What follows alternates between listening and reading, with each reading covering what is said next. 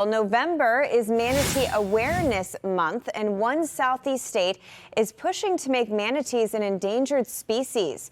2021 has been the deadliest year, for manatees, with nearly 15% of the population gone, which is close to 1,000 manatees. That's an unbelievable number.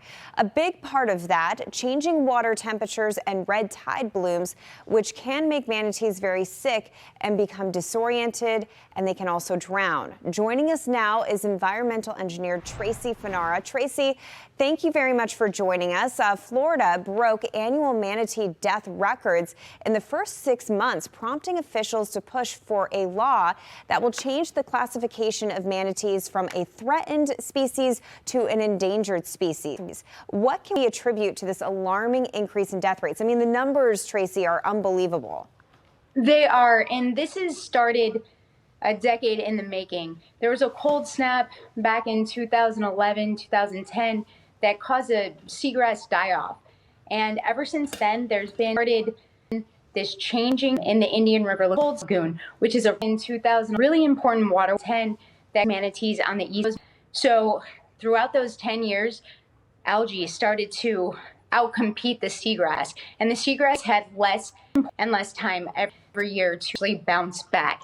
Seagrass is the manatee's favorite food, so they're basically starving at this point.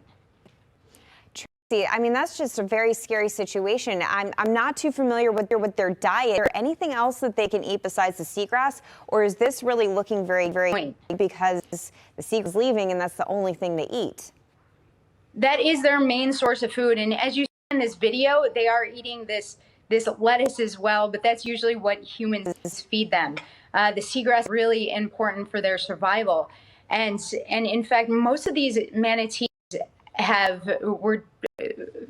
their fatal state happened in the beginning of the year, and most of them on the East Coast because of the Indian River Lagoon regime shift and those harmful algae basically taking over that water. However, we did have some manatee deaths on the west coast of Florida due to that Florida red tide bloom. And the reason that they're affected by that Florida red tide is because the toxin actually attaches onto epiphytes that are on the seagrass, and then they eat the seagrass, and that's how they're impacted.